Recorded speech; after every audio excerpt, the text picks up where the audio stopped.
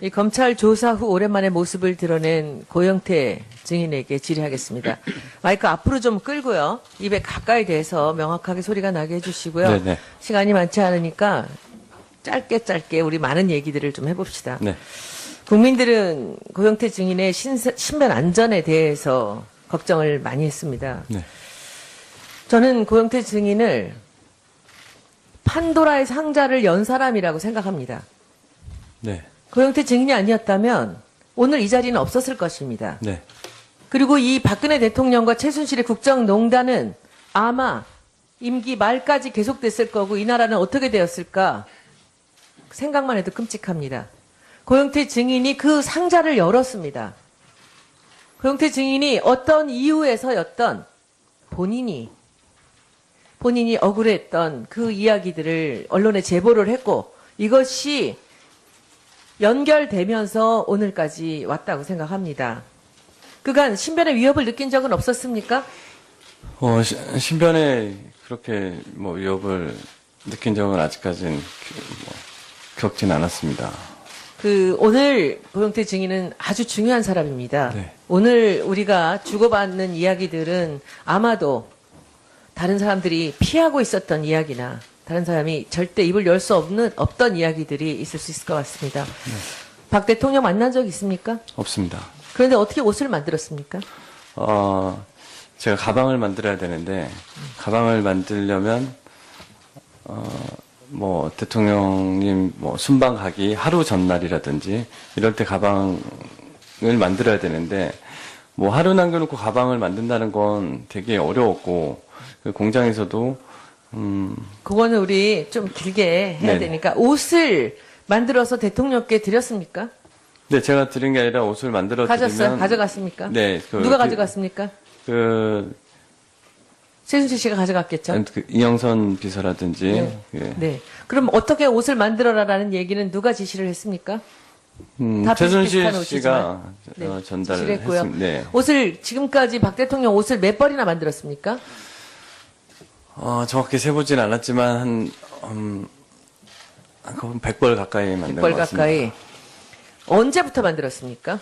최순실을 만난 게 언제입니까? 12년 대선이 끝나고 난 후에 처음에 이제 가방을 오다 하면서 처음에 간단하게 네네네. 그렇게 알게 됐고, 그 뒤에 가방 하니까 옷도 좀 해봐라.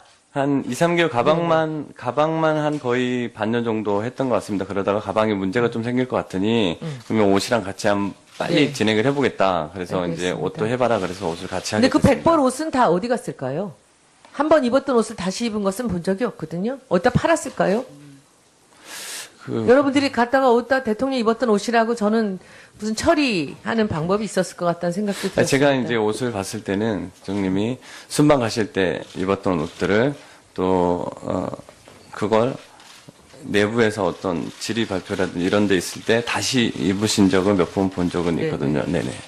근데 나머지 옷들은 다 장속에 걸려있을까요? 그건 정확하게 모르겠습니다. 저는. 그 처리 방법에 대해서는 아시는 게 없습니까? 네네. 가격은 제가 알기로 30만 원 이하로 만들어라라고 얘기를 들었는데 맞습니까? 그런 금액은 정해놓지가 않았습니다.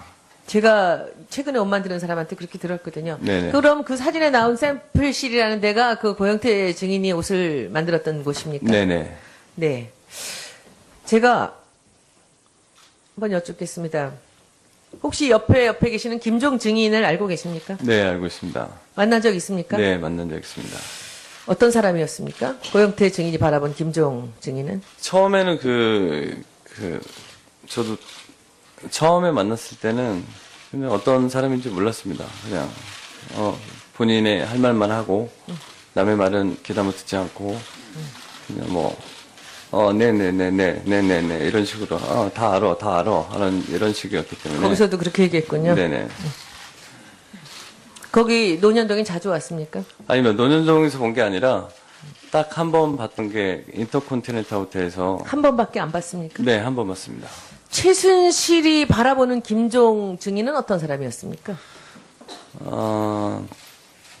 최순실이 바라보는 김종 차관은, 그냥, 수행비서? 그냥 시키는 일을 다 알아서 하는, 네네. 좀 무시하는 듯한 그런 발언들을 고영택 증인 앞에서도 하고 했군요. 아니 뭐 그런 발언들은 직접적으로 하지 않았는데 느낌으로. 네네. 그래서 왜냐면 계속 뭔가 제시하고 뭔가를 얻으려고 하고 했던 것 같아서 혹시 옆에 계시는 김기춘 증인은 뵌 적 있습니까? TV에서만 뵀습니다. 아까부터 계속 얘기하시는데 김기춘 증인께서는 최순실을 만난 적이 없다고 얘기하시거든요. 혹시 그것을 믿습니까? 그건 정확히 제가 어떻게 말씀 못 아까 같이 똑같이 김기춘 증인을 바라보는 최순실의 시각은 어땠은 것 같습니까? 혹시 그런 얘기를 입에 올렸던 적은 있습니까?